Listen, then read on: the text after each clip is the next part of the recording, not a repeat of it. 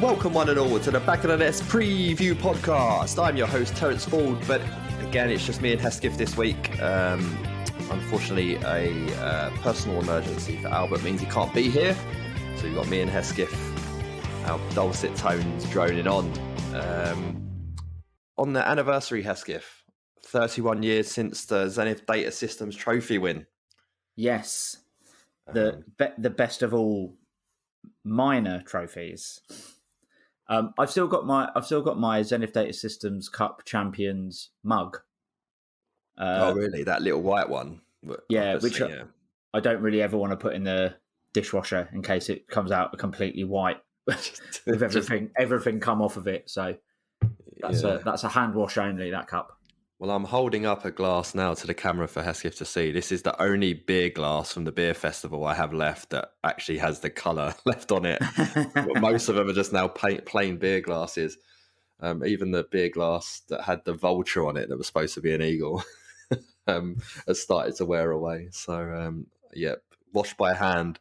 Gentle wash, warm water, soapy. yeah, exactly. Well, it seems like prominent because this will be the end of 31 years of Hurt, won't it? Oh God! I mean, I'm sure we'll get into it. We'll have a quick chat about getting the semi-final tickets, but just thinking about that game stresses me out. So, I would love it to be the end of 30 years of Hurt.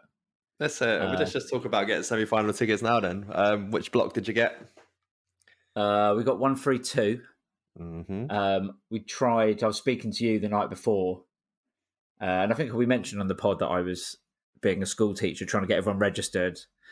And you said, speak to Nick, our mate Nick, and sort of liaise with him, and we'll all try and get rows together and all sit together and all that. So me and Nick were talking at like 12:30 at night, trying to sort it out. We're going to go for this block. If we can't get that block, we're going to go for this block. Aim for these rows. And then at about 10 to 11, I was like, all right, I've got to jump on dead on 11. Albert texted, I'm in the queue. There's 1,000 people ahead of me. I was like, fuck. So that stressed me out. I got it. I actually I asked Vanessa to come and sit in the room with me because I get very stressed out about everything. And I was like, you need to be my anchor. You need to like chill me out. The only thing that happened was that I ended up stressing her out. And then the dog started barking. And we got stressed out of him. But yeah, it was actually all right. The only thing that proper did me was, when it says you've got like 18 minutes to complete this transaction, and then mine went from 18 to 2, and I shit it when that happened because I had to okay the transaction in my bank app, and I couldn't get my phone to open. I was a nightmare, but. Tickets were bought. I was sort of semi-panicking until like Tuesday when the money actually went from a pending transaction to an actual transaction. But now obviously I'm stressed out because people are posting pictures of their tickets and I haven't got mine yet. So I don't think we've got ours either. We'll see how I am this time next week. Yeah. You got to hope by now Ticketmaster know what they're doing with events. Yeah. And to be fair, like the actual once I sort of got in from the queue, it was fine. I had to buy 10 seats. I couldn't get 10 in a row. So I've got 6, 3, and 1. And I did say that whoever gets the 1, if they moan about it, they're not getting their fucking ticket. So, well, walking down to the game against Arsenal on Monday, I walked past the away end. That's just the route that takes me from my house. And there was 4 Arsenal fans having a shouting match with one guy holding 3 tickets. And they bought 4, but the other one has just gone missing somewhere. Oh God! To be fair, I think the one who didn't get a ticket for that game has probably had a better evening. Yeah, exactly. Got a right result there. Did you? Whereabouts did you get your tickets? Yeah, so we're in 133, and we've just got row 6 and 7, sort of like all the seats in front and behind each other. So I don't know how many there are. There's probably around 12 of us or something going. I'm not. I think Nick said he had to buy 18. Oh, So 18. All right, there you go then. Yeah. he made my 10 seem a bit insignificant. So I was quite pleased about that. Well, then there you go. I assume we've got 9 in row 6 and 9 in row 7, which are apparently below pitch level. So that'll Great. be interesting. Well, we'll give you a wave from a few rows back. Which row number did you get? 40 something. Oh, right. Yeah. Okay. Good views from back there. So yeah, 31 years since the ZDS. A few years later, well, not even that many, the 91-92 retro shirt's been released by the club shop, actually with the Bukta written on it, which is the Adidas one didn't turn up like that. That was for sure. Looks all right. I haven't actually put my hands on it yet, but it looks pretty authentic. Yeah, it looks great. I really like the kit anyway. More than you like the picture of Ebbs wearing the kit. Listen, we're all Palace fans. There's something about a picture of Ebbs wearing that kit. Stop me concentrating on my work.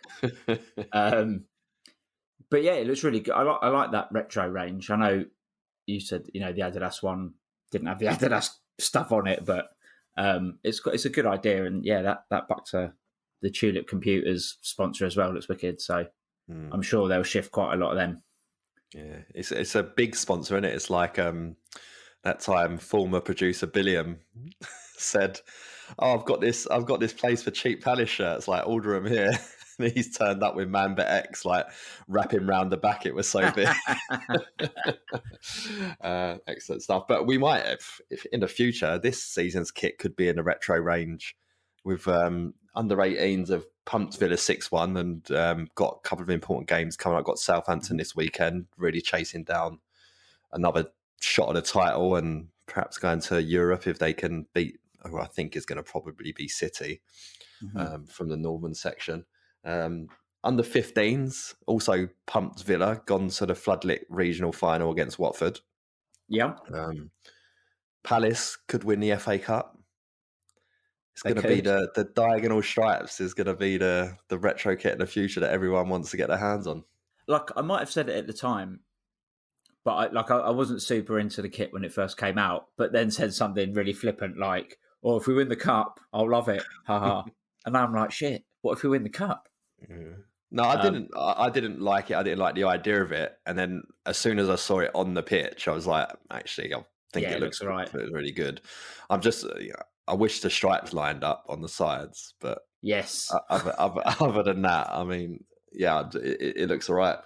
And unfortunately, because I think Puma have done us well pretty much over the last few years, but obviously comes to an end this season. I know who the new kit sponsor is, or kit maker is, but I don't think I can say it on air, so I won't. It's a shame I think Puma have been really good for us, and also I quite like that they do like decent what do you call it, leisure wear. But basically, I just buy loads of Palace polo shirts, and their polo shirts are all right. So it's a shame that they're gone, but hopefully the new one won't be shit. Yeah. Well, I can tell you it's not Kappa or Hummel, which is what I wanted in an ideal world. I like Hummel's kits. Yeah, I was thinking that the other day. It's like terrible for Everton that are going to get relegated with those beautiful faded blue like arrows down the arms. Outrageous. Let's touch on Arsenal a little bit. We can't go away without talking. Was this the first time you seen us beat Arsenal at Selhurst? No, at Selhurst, yeah. Because the last time you missed the 3-0. Yeah, I did. Yeah, it was funny. I said after the game because my mate was like, "Oh, I remember when we beat them 3-2 away when MacArthur scored," and he was like, "I remember seeing you go like." Obviously, everyone was celebrating, but you went absolutely crazy. And he was like, "I remember it's because you'd never seen us beat Arsenal." And I was like, "Yeah, now they barely get anywhere near us." So it's sort of like we should be beating Arsenal these days. Yeah, I mean, theoretically, not theoretically, statistically, they're still our most difficult opponent. I've discovered my new favourite Twitter account on Twitter, obviously. It's called So. I think it's So CPFC.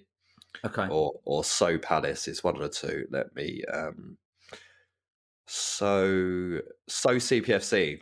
He's an old boy. He's been going older boy, I should say. Let me not say old boy.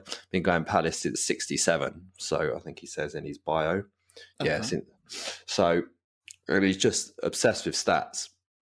So he answered the question for us about 2-goal wins. So obviously, 8th league win of the season. All of them have been by more than 1 goal. So we were looking at like trying to find out is this some sort of record.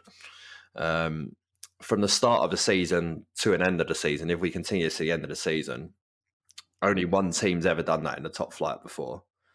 Want to hazard a guess at who it was? 1891-92.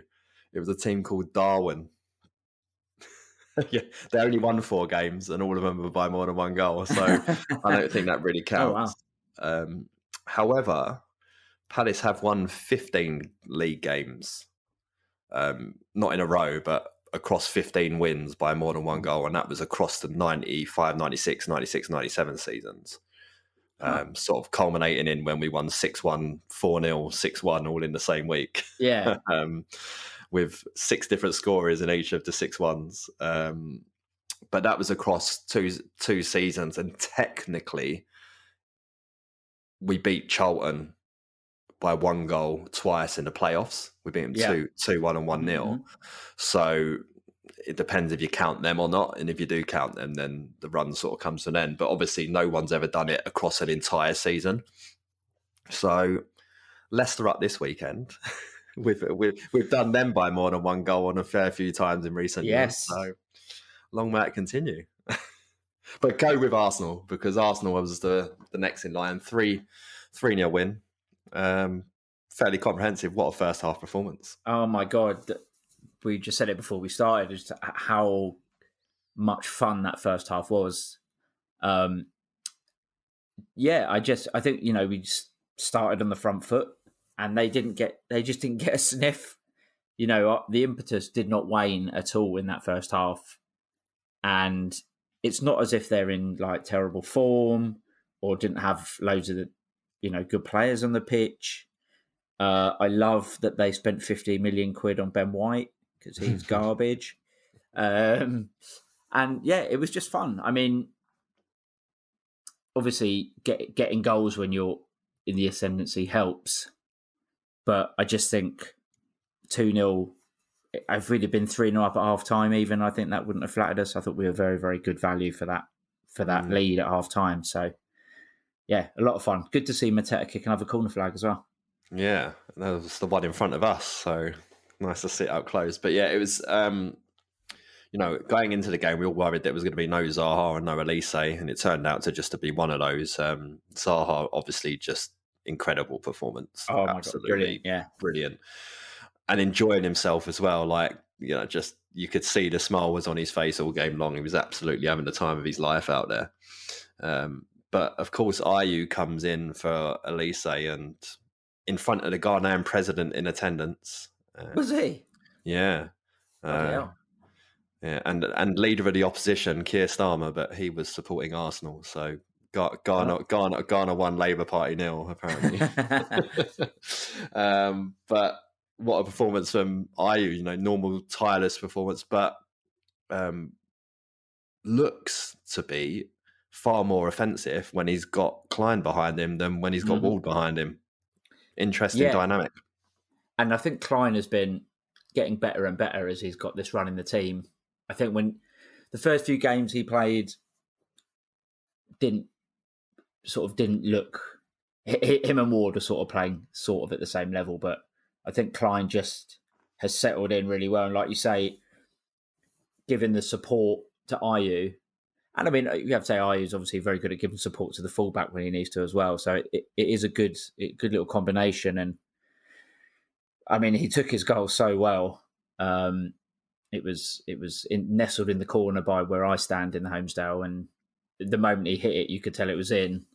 But I'm sure you would want to talk about it as well. What did you think of that pass from Anderson in the build-up? Oh, I mean, it's just the fact that he utterly means it as well. Like his Yeah. reading of the game, you see with his left hand, like he's eye contact with Ayew, and he flicks two fingers with his left hand to point for him to make the run from like 70 yards away. You having a laugh? Like it's just an unbelievable pass. And I come back and watch the game the next day. I'm obviously on paternity leave at the moment, so plenty of time to sit there and rewatch the game. And Wayne Rooney's on there saying it's not a great pass. The defenders have made a hash of it. It's like, are you having a laugh? The guy read the pass, full stretch, still couldn't intercept it. So yes, the left back was too deep and was in a terrible position, but they can't take anything away from the pass. And it's been said multiple times, if that's Virgil van Dijk or Cancelo or someone like that making that pass, everyone's going to be, all over the world, all over all social media outlets, everything saying about how incredible it is. But yeah, just brilliant. And in stark contrast to his assist for the first one, just hit him on the back of the head. But that was also lovely seeing Mateta's face like just light up when he realised he was going to have a tap-in header from 6 yards out. Yeah, it was great. And I think, on top of that first half, obviously Arsenal had a bit more of the ball second half there, but again, I don't think we really looked in much danger. We looked confident on the ball, which is nice. It's not something that we're particularly used to before this season. But then, like you say, with Wilf was having fun, and his run into the box for the penalty, which was definitely a penalty. What was the referee doing? Well, this is the thing. He was right in front of it. It was stone wall. He didn't give it, and then it wasn't like he didn't put his hand to his ear or anything. He just the lino's not flagging. Yeah, he just, I don't know if he just was like, oh, actually, I've replayed it in my head. It was very weird. Well, he's just gone, actually, I know Wilf doesn't dive, so it's got to be a penalty, isn't it? That's it. He was like, ignore the agenda. Like exactly. I saw Arsenal fans moaning about him all over the place after the game, the ref, and it was just like, you having a laugh. Like, it felt like we were playing against 12 men in the first half, which made the fact that we were leading 2-0 even more unbelievable. But yeah. Oh, they like a moan, didn't they? I did like. Oh, they do. I don't know any of these guys. One of them called Ty. Is that his name on Arsenal Fan TV? The only one I know is DT, and he's locked up, so not him.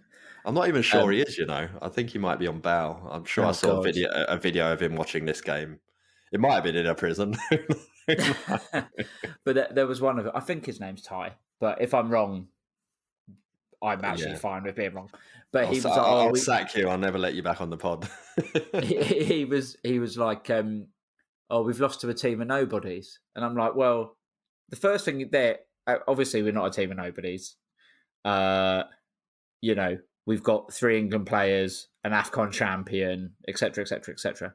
But also, if we are a bunch of nobodies, you've really mugged off your own team there because you got trashed, mate.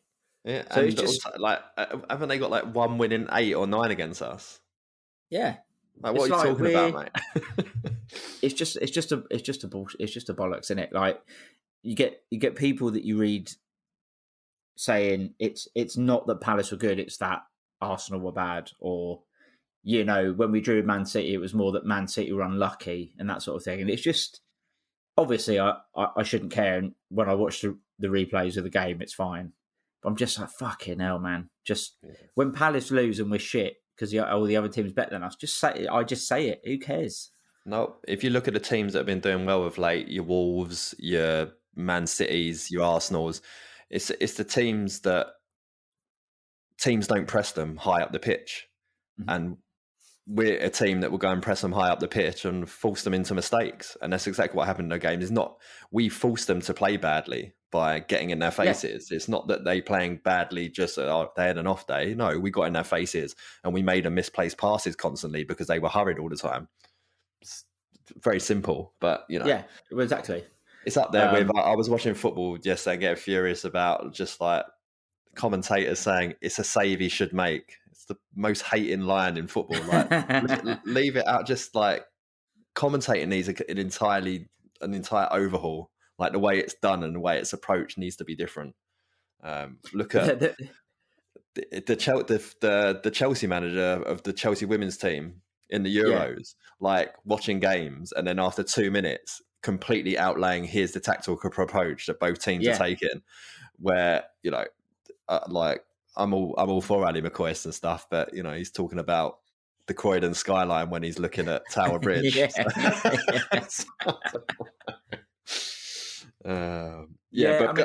Go on.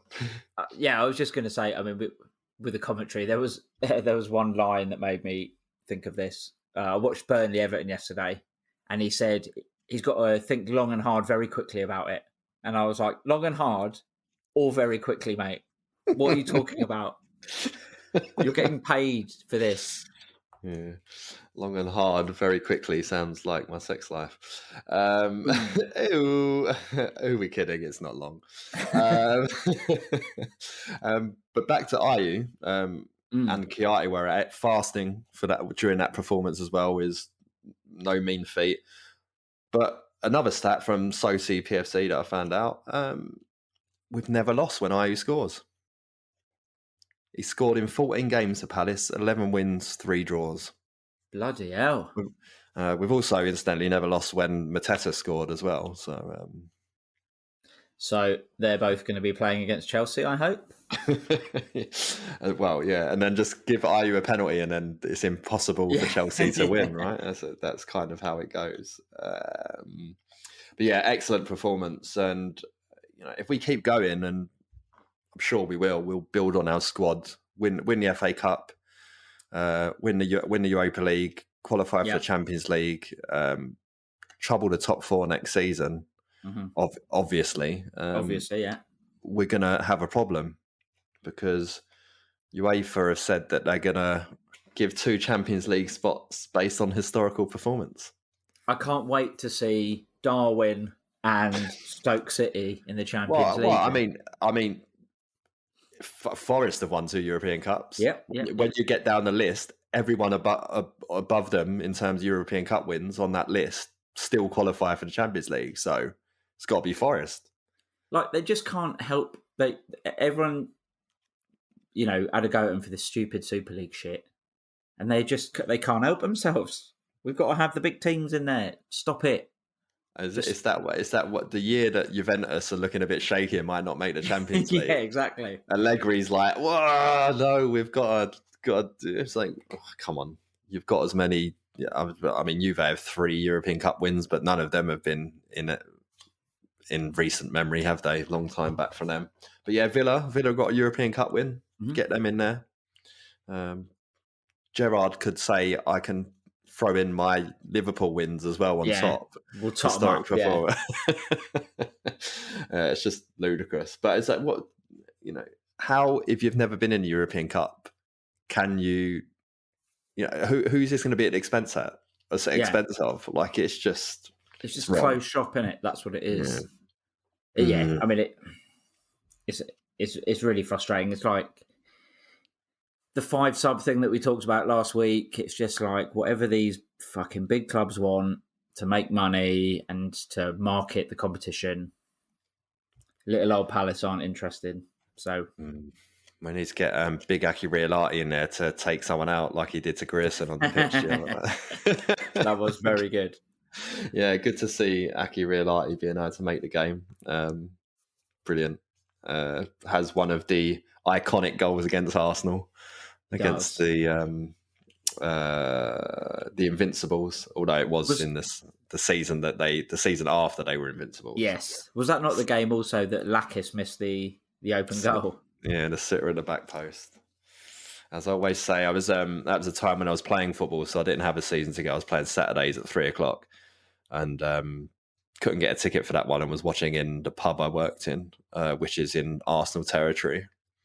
And I was running this pub, and I got told by some customers that I need to calm down, otherwise they're going to sort me out. Blimey. Yeah, alas, it didn't happen because I'm a gobby shite. But when it comes to it, I was like, "What are you fucking talking about? This is my pub, mate." You can't come in my pub and talk to me like that. But anyway, let's talk about Leicester. Yes. Weird season for them, coming off the back of, winning the FA Cup last season. Mm-hmm. Great squad of players, but for whatever reasons, not really been working out for them this season. Just below us on goal difference, but with 2 games in hand. No Jamie Vardy. That's the first place to start, I think. But unfortunately, when it comes to Crystal Palace, a very able replacement. Yeah, I mean, obviously, any time I read that Vardy's a doubt or won't play is, it's a happy thing to read for us. Memories of his Eagles celebration after the chant about his wife rang around Selhurst come to mind. But like you say, that the replacement being Iheanacho, and you did a little bit of digging stat-wise, which I'll let you get into, but essentially whenever he came on as a sub, usually for Man City, I was like, he's going to score. And I think he's pretty good at scoring against us, isn't he? Yeah, he's got 5 goals across 5 games, making us his most prolific opponent, tied with Villa. But he does have 3 of these came against Villa in a FA Cup game when he was Man City. So not really sure that counts. So yeah, he's obviously his first ever senior goal was against us in the 90th minute at Selhurst in the 15-16 season. And then scored against us in the same season in that 5-1 League Cup trouncing up there. Delightful evening that was. Big up Damien Delaney, scoring that consolation. And then, his 1920 scored for Leicester in a 3-0 win against us. Scored in another Leicester last season, right? In a 2-1 win. And he scored in the 2-2 draw earlier this season as well. Yes. As he does. As he does. Did he not miss a penalty against us last year then? He did, yes. It was saved. So it could have been 6 goals if it wasn't for Vinny getting a save there. Yeah, exactly. But he hasn't scored since... that's helpful. This website says week 31. Is that last week? It's last week. Oh. So he hasn't scored since last weekend. But yeah, he's not got loads this season by any stretch of the imagination. But it's definitely a weird one with Leicester, because if you look at their players, especially their forward players, they've got they have a very good set of forward players. And we were looking earlier at how many goals they scored, and goal scoring does not seem to be a problem for them. It's at the other end that they seem to be falling down on.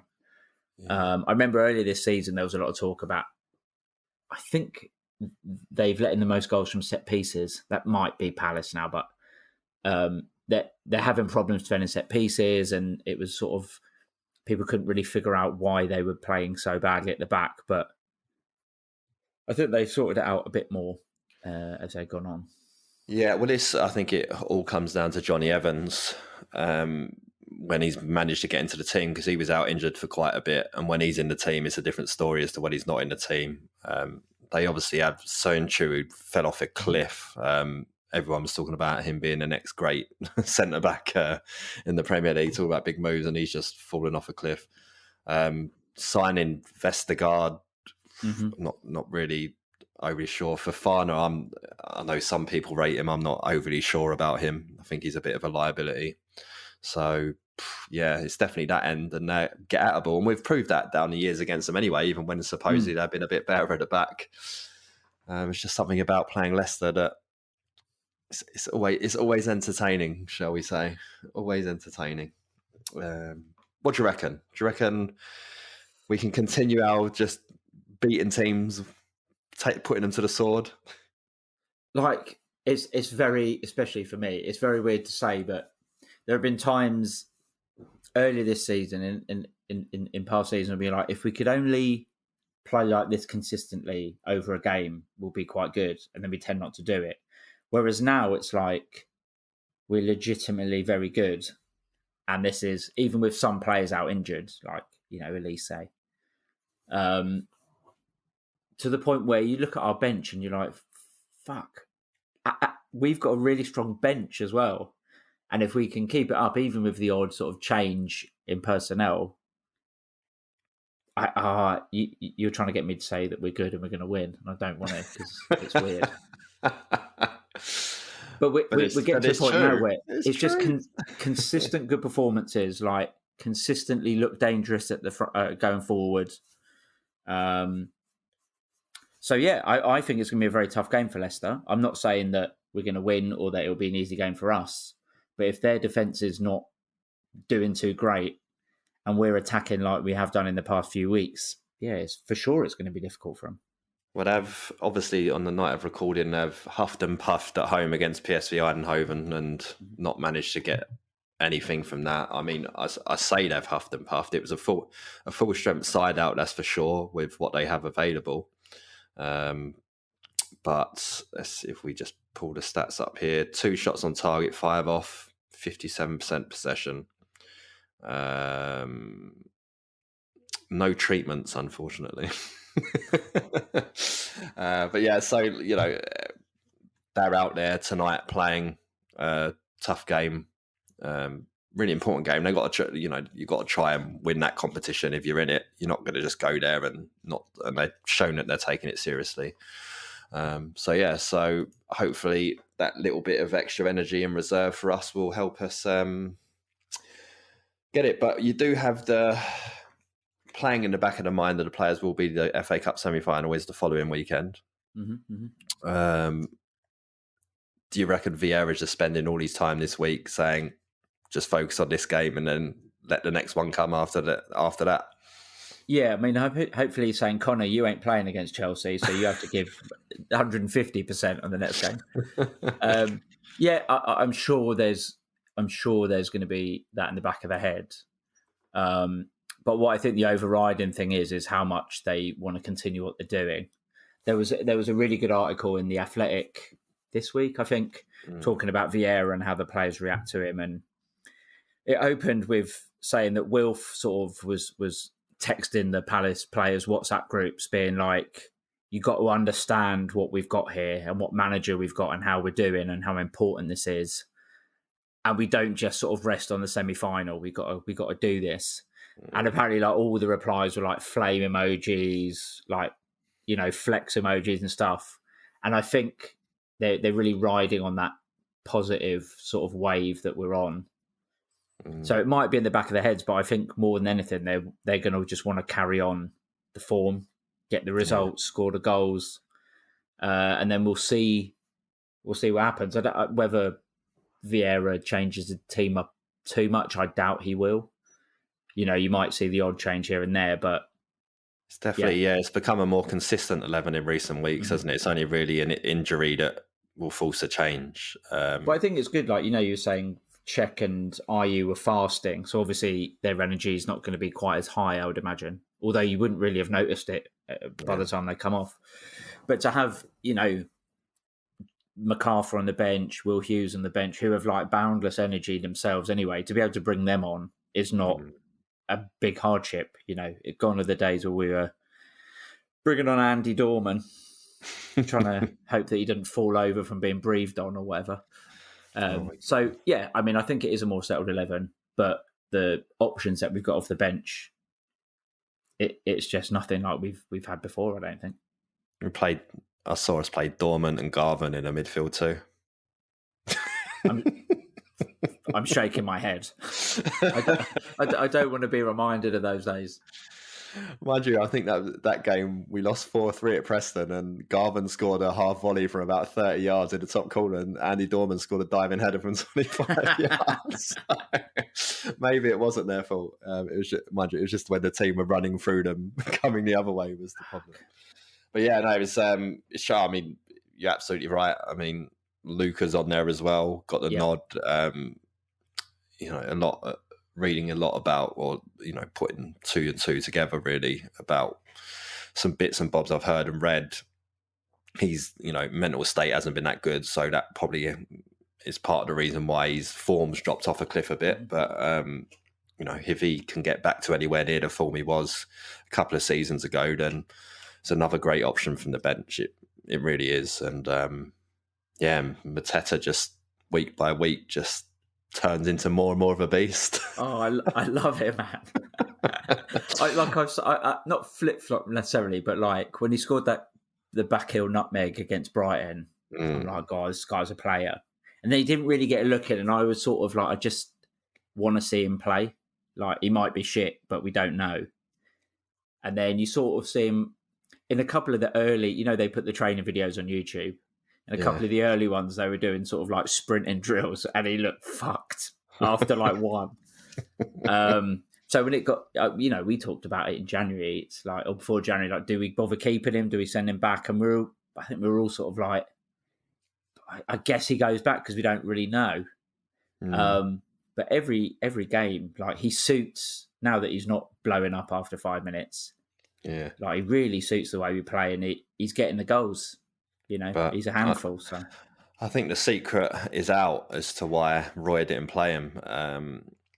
If you saw that video of Roy putting João Pedro through in goal in Watford training, I reckon he played a pass like that to Mateta and he skied it, and Roy just wrote him off. If you can't put that freebie away, mate, you're out. I laid it on a plate. Yeah, I saw a brilliant tweet just saying that no wonder he didn't like creative midfielders, is because he was the best one in the lot. He was the one. It turns out he's more Frank de Boer than anyone else. Excellent stuff. But yeah, like with Mateta, like, he's doing so well, and you just think, fuck, he's keeping Edouard and Benteke at the team. So even that in itself is impressive. So it's looking good, man. It really is. Just think in 8 days, 10 days time, whatever, all this optimism could be on the floor, mate. We could be crying. Well, let me segue into a text that I got from friend of the show, miserable Dave Perry, who even he had to admit after the game when we had a drink after the Arsenal game that we were really, really good and fun to watch, which is very unlike him. He texted me today about 10 o'clock in the morning with absolutely no context. Just had a pessimistic flash that half the Palace team get COVID for the semi-final, and the FA refused to postpone the game because we're not Chelsea. I was like, great. Good morning to you, day ruin. Oh, hopefully not. As I say, I don't know. I'm feeling ropey today. I'm hoping it's not COVID, to be honest. But in the last few hours, I've really started to dwindle health-wise. So I'm going to stop here. We'll be back next week for that FA Cup semi-final preview. We will. Yeah, I'm trying to think, mate.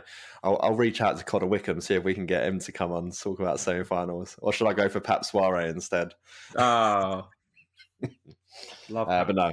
Yeah, so we'll be back next week. Hopefully Albert will be with us as well, and we can get the band back together and see you through to the end of the season. Likely to be a Wednesday recording next week, I should think. But so in your ears for Thursday. Look out for the match report this weekend. I'm assuming that will be recorded Sunday night, so out on Monday.